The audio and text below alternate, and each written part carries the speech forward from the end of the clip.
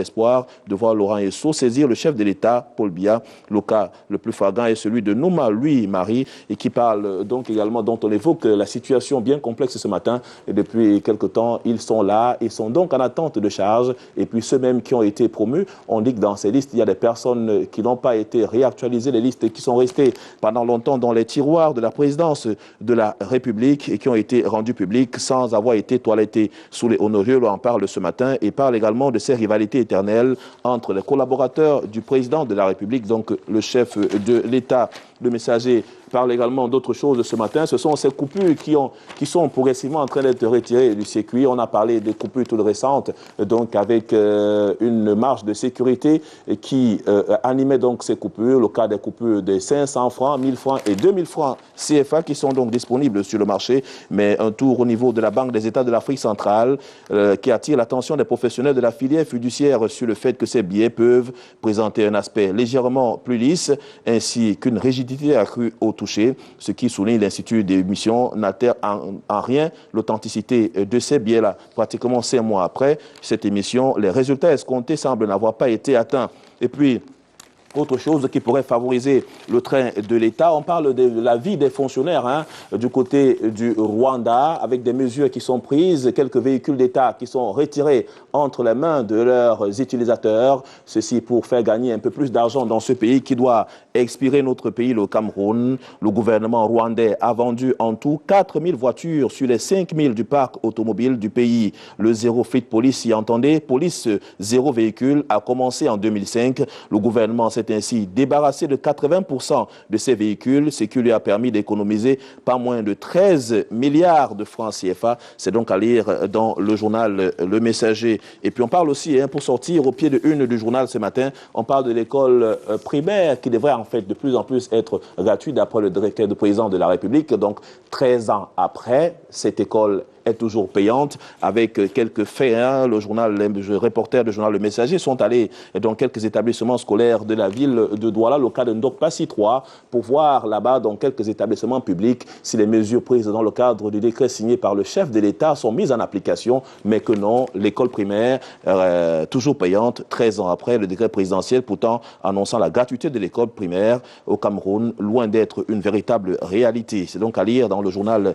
Le Messager. La nouvelle expression ce matin nous parle de l'offensive diplomatique du cas des États-Unis d'Amérique à la sortie donc à la faveur de la sortie donc de l'ambassadeur, des responsables de l'ambassade des États-Unis qui parle de la position de son pays dans le cadre de la bataille contre Boko Haram et même du renforcement, même sur le plan diplomatique et même économique, ce que les États-Unis entendent apporter à notre pays, le Cameroun, au vu de ces différentes évaluations. Il parle donc d'une véritable position d'une offensive diplomatique. Le pays de Barack Obama tente de séduire le berceau de la civilisation à l'opposé de ses anciens partenaires. Le chargé d'affaires de l'ambassade des États-Unis d'Amérique a dévoilé la nouvelle politique de son pays. C'était hier à Yaoundé, en s'appuyant bien sûr sur Boko Haram qui devra être combattu jusqu'à son dernier retranchement. Mais d'autres aspects veulent être relayés ce matin par le journal pour nous dire quand même que les États-Unis d'Amérique, lorsque cette bataille contre Boko Haram, n'ont pas dit clairement quelle était leur position, mais malgré que Boko Haram, les policiers américains, les soldats américains et même nigérians ne s'entendaient pas toujours sur la manière avec laquelle travailler pour combattre efficacement cet ennemi-là. Il y a quelques aspects qui sont relayés ce matin dans le journal de Séverin Tchunke de la Nouvelle Expression. On en parle forcément dans cette publication. Et puis, autre affaire qui nous intéresse, c'est la gabégie de Tongo-Onguéné concernant bien sûr les aéroports du Cameroun. Tout a été mis à nu. Ce qui est resté comme une affaire cachée est désormais dévoilé à la face du monde. Les avocats de l'État ont éventré, entre guillemets, le vaste détournement de l'ancien directeur général. L'auditoire s'est accroché aux lèvres de Maître Fodjou pendant plus de 3 heures d'horloge. Le grand déballage fait état de l'entrée en scène presque parfaite de ces deux jeunes loups de prétoire. Maître Fodjou va reprendre la parole pour la conserver pendant des heures. Il a scindé le détournement querellé en 2 parties essentielles. La première concerne les détournements opérés au travers des marchés publics, notamment la violation du code des marchés. La seconde porte sur les prélèvements directs. Il s'agit, a soutenu le plaidoyer de l'État, des fonds apparemment appartenant aux aéroports du Cameroun, mais transférés dans des entités et microfinances qui n'ont aucun lien avec les ADC, au premier rang desquels l'avocat a cité, entre guillemets, le fameux comité local de sûreté, une un organe créé en 1991 et placé auprès des directeurs des aéroports pour assurer, entre autres, la sécurité, quelques petits travaux, entretien, curage, etc. Les comités étaient placés sous la tutelle directe de l'autorité aéronautique civile du Cameroun. Chaque comité local était donc doté d'un budget de fonctionnement de 20 millions de francs CFA. C'est donc à lire avec plus de détails dans le journal ce matin qui nous parle de l'engagement du délégué du gouvernement auprès de la communauté urbaine de Yaoundé, notamment au niveau du quartier Mokolo, avec des casses qui reviennent de plus en plus pour permettre à ce qu'il y ait plus de fluidité là-bas dans le cadre de la circulation et puis les espaces qui sont illégalement occupés, qui n'embellissent pas la ville. Les tracteurs ont donc fait leur travail. Ce sont des centaines de personnes qui ont reçu la visite du bulldozer hier au lieu dit Mokolo et Lobby, et dans la ville de Yaoundé, une aubaine pour des chasseurs de fer. On en parle ce matin. Et puis, autre information pour forcément sortir de ce journal, c'est donc l'installation hier du successeur de Françoise Foning, le nouveau maire de la commune d'arrondissement de Douala 5e, a été installé hier. C'était en présence des autorités administratives avec à leur tête le préfet du département du Vori, Nazré Paul Beya, et tout à côté, on avait tout un ensemble de chefs traditionnels. Il faut rappeler que le maire de la commune d'arrondissement de Douala 5e est chef du village Ngombe. On comprend donc la présence des autorités traditionnelles locales. Le cas, par exemple, de Sa Majesté Mbodi qui était sur place pour donner son onction. On peut d'ailleurs apercevoir dans cette photographie qui figure dans les colonnes du journal La Nouvelle Expression ce matin, qui reçoit bien sûr l'onction de ses pairs à l'occasion donc de son installation par le préfet du département du Voré, Hervé Villandjele, qui était donc sur le site, nous a parlé de ces différentes contraintes. Mais autre élément d'information qu'on peut retenir, c'est donc pendant cette installation, un cadre de social-démocratique front le SDF qui perturbe donc le déroulement des cérémonies juste à son entame. Et Limbi Lobé avait donc des pancartes et quelques membres qui se sont donc retrouvés là-bas pour dire non à l'installation, notamment du 6e adjoint qui a prêté serment de la commune d'arrondissement de Douala 5e. Des pancartes. Sur ces pancartes, on pouvait lire Carlos Ngwalem, voleur, l'épervier te guette, Jean-Michel Nutieux, tu ne peux pas cautionner ça. C'était entre autres messages. Allez donc sur ces pancartes. Il faut dire que le geste du cadre de SDF n'est pas nouveau. Lors de l'élection du maire et ses adjoints le 5 août 2015 dernier, au conseil municipal extraordinaire de la mairie de Douala 5e, ceux-ci avaient publiquement contesté le choix de Carlos Ngwalem comme 6e adjoint au maire de cette commune. Il avait estimé que celui-ci n'était pas le bon candidat. Tout ceci devant le vice-président national du social-démocratique Joshua aussi et du député Nitieux venu superviser ces élections. Des contestations qui se poursuivent jusqu'à nos jours. Selon le ministre de la Communication du SDF, Jean-Robert Wafo, adjoint au maire de la commune de Douala 2e, et Limbi Lobé, cadre de ce parti, ferait l'objet d'une procédure disciplinaire qui sera assortie après l'acte qu'il vient de poser d'une sanction, déclare-t-il. Le feuilleton, indique le journal ce matin, est loin d'être tourné. On parle de tout à fait autre chose dans ce journal, le journal La Météo de Dieudonné 20, donc dans les kiosques, mais lui s'intéresse à ce programme de reconversion de la filière banane avec quelques figures qui sont concernées par ces détournements avec à la clé pratiquement 70 milliards de francs CFA. Des autorités administratives et même des ministres en service au Cameroun sont donc concernés par ce projet assez important qui tient à cœur le président de la République. On pourra donc voir plus de détails et même le fait que cet argent et que cette filière ne soit pas toujours portée au devant de la scène. Il s'agit donc pour lui comme un véritable scandale pour cette reconversion économique de ce banane-là, comme des magiciens dont on a fini de connaître tous les tours de passe-passe par cœur qui sont mis à nu. Et puis, autre intervention dans le cadre de ce journal, on va retrouver donc une interview accordée aux journalistes de la radio-télévision nationale. Le ministre de la fonction publique et de la réforme administrative, Ange-Michel Anguen, s'exprime dans pratiquement une page de ce journal où il indique que les listes que nous venons de publier ne sont pas une véritable chasse aux sorcières. Parfois, il dit pas forcément. Dans l'administration publique, les recrutements se font en fonction des besoins exprimés par les différents départements ministériels. Si un département ministériel exprime son vœu de voir recruter cette catégorie-là, c'est dans cela qu'on puisse voir dans quelles conditions pouvoir recruter quelques jeunes pour combler également ce gap qui pourrait se repositionner. C'est donc sur ces notes, bien sûr, avec une fleur au niveau de l'IAI Cameroun qui confirme donc son leadership avec quelques formations des jeunes sortis donc de cette école pour essayer de combler ce manque dans notre administration, même dans nos services privés. Le cas, par exemple, depuis hier, on parle de près de 400 nouveaux ingénieurs qui sont sur le marché avec un dossier spécial mondial sur Yaoundé qui s'offre 500 produits du MIGEF 2035 dans ce vaste programme. Mesdames, Messieurs, merci infiniment pour cette revue de presse, de l'avoir suivi. On va donc se retrouver demain lorsqu'il sera 7h30 pour la dernière édition de la revue de presse de la semaine. Merci à toutes et à tous. À demain. Serge Bandje, aujourd'hui c'est la fête des Grégoire. Vous avez une pensée pour un Grégoire ou des Grégoire? Il y a un qui est très connu dans cette ville de Douala, Grégoire Piwele, à qui nous allons souhaiter très bonne fête. Voilà. Et il y a l'ensemble des Grégoire. Je sais qu'ils sont nombreux à nous regarder. Et le ministre du Travail aussi. Grégoire Ouna. Oui, Grégoire Ouna, ministre du Travail. Oui. Et donc, tous les Grecs. Tous les Grecs, globalement, on a Greg Ondobo, ils sont nombreux pratiquement. Donc, ça revient subitement comme ça à l'esprit. On va profiter pour leur souhaiter une très bonne et heureuse fête et que ce jour soit un jour rempli de gloire et de bonheur pour eux. Et surtout à l'endroit de tous les Grégoire qui nous regardent, qui nous suivent en direct sur Internet grâce aux prouesses technologiques réalisées avec l'appui des responsables de Canal 2 International, notamment ceux qui nous écoutent aussi sur la radio Suite FM 88.7 à Douala et 100.5 du côté de Yaoundé. Merci beaucoup. Et là, il est calé. Je vais vous laisser justement nous envoyer Yaoundé parce qu'on va capter la revue de presse là-bas. Les amis attendent déjà, ils sont nombreux à regarder. On va attendre, mais ce qu'on va apprécier, d'abord la cravate de Debo qui est très belle ce matin, assortie de cette belle chemise aussi. Et puis dire bonjour à tous ceux qui sont là-bas tous les matins, notamment les techniciens qui sont en service à Canal 2 International, l'antenne de Yaoundé, et sans oublier toute la coordination là-bas qui se bat au quotidien. Et on va dire bonjour à Monsieur Yanke.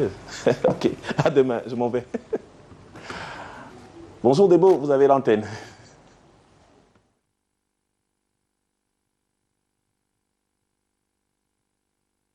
Et donc, heureuse de vous accueillir pour cette seconde partie de la lecture des une journaux qui commence donc par Cameroun Tribune et cette nouvelle touche dans le cadre de la communication gouvernementale et l'espoir qui repose désormais sur les membres de la commission des actions médiatiques. L'équipe installée hier par le ministre de la Communication a pour mission de mettre donc à la disposition du public selon Cameroun Tribune une information quantitative et qualitative dans le cadre non seulement de la lutte contre Boko Haram, mais aussi et surtout de la lutte contre la pauvreté et la promotion des valeurs républicaines. C'est en une de Cameroun Tribune, le quotidien national bilingue ce matin. Il y a donc cette stratégie à mettre en place dans le cadre de la communication gouvernementale par les ministères, même si pour le quotidien Le Jour, ces ministres utilisent désormais tous les moyens pour courtiser Paul Biya. Ils sont nombreux, ces membres du gouvernement qui mettent plein la vue au chef de l'État. Le cas de tous ces projets de développement qui se concentrent uniquement dans le seul département du chef de l'État, dans le seul département d'origine du président de la République. Il ne se passe plus un mois, selon notre confrère, sans que l'on assiste à la visite d'un ministre sur le site d'un des multiples projets de développement à réaliser dans le Dja et l'Obor. Et question justement à l'homme de la rue dans ce dossier. Que pensez-vous de la concentration de certains projets dans le département d'origine du chef de l'État?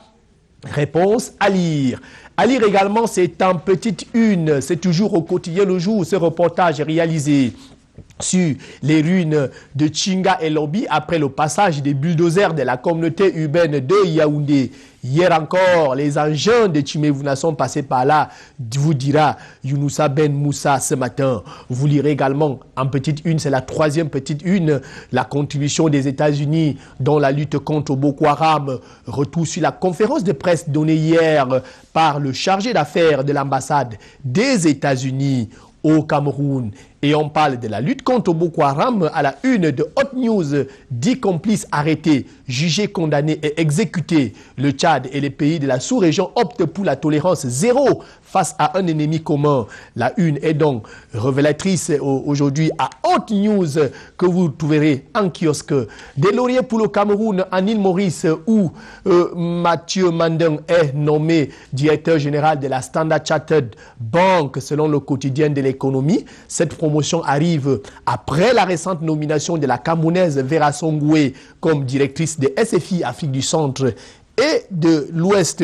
Émergence ce matin parle atteinte à la fortune publique et s'interroge pourquoi le contrôle supérieur de l'État esquive systématiquement la magistrature, l'armée et la police. Sur instruction de la présidence de la République, ces 3 corps sont absous de tout contrôle de leur compte. C'est une enquête signée du journal de Manius Mbiaga ce matin qui s'intéresse également aux Jeux africains qui commencent déjà là-bas du côté de Brazzaville. Et la première défaite du ministre de Sport et de l'Éducation physique Adoum Garoua, alors que deux listes différentes ont perturbé la sérénité de la préparation. Le comité d'organisation vient de trancher en faveur de la Fédération camerounaise de volleyball qui a suspendu, n'est-ce pas, l'entraîneur de volleyball Nana Eone, l'entraîneur qui n'a jamais été suspendu par le ministre des Sports et de l'Éducation physique.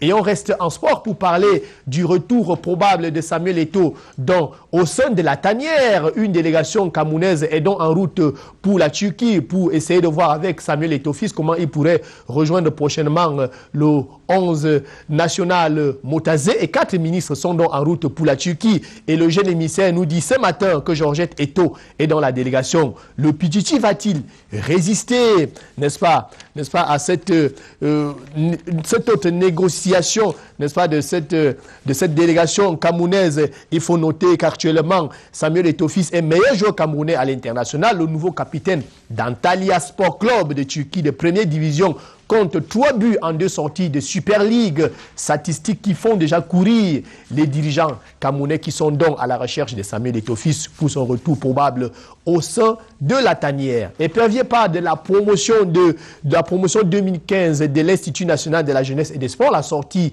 c'était hier au palais polyvalent des sports. Et on a vu le parent de la promotion, le très honorable Kavaï Yege Djibril, le président de l'Assemblée nationale, a reçu des mains du ministre de l'Enseignement supérieur, nous sommes éperviers, une toge, l'épitoge et un diplôme d'honneur faisant désormais de lui membre de la famille académique camerounaise. C'était au cours de la sortie des élèves de l'Institut national de la jeunesse et des sports, on l'a dit, c'était au palais polyvalent des sports. On va lire l'actualité de la présidence de la République, toujours dans le journal de Léopold Clovis Noudjou.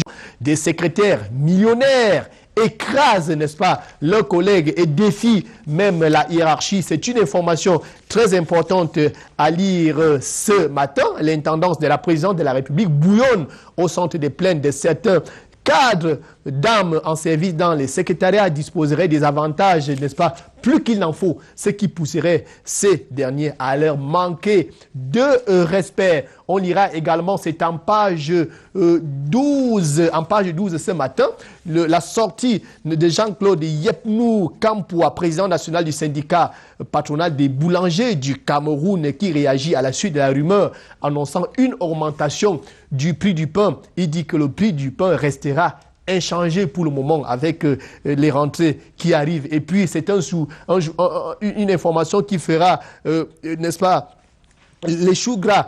Dès ce matin, une information qui vient donc du journal Épervier qui présente un ministre, un membre de l'équipe actuelle qui a échoué 5 fois au probatoire et 4 fois au baccalauréat. Le nom du membre du gouvernement est révélé par le journal ce matin. Celui-là qui a échoué 5 fois au probatoire et 4 fois au baccalauréat et qui est membre du gouvernement aujourd'hui. C'est à lire au journal de Léopold Clovis Noudjou, Épervier. On parle rentrée scolaire dans la tribune bilingue avec la mise en garde du ministre des enseignements secondaires aux établissements clandestins. À lire le communiqué de la liste des établissements privés d'enseignement secondaire technique et professionnel immatriculés et inscrits au répertoire national des établissements d'enseignement secondaire ou normal. C'est donc de la rentrée scolaire 2015-2016 et cette mise en garde du ministre des enseignements secondaires aux établissements clandestins, lui, Bapes.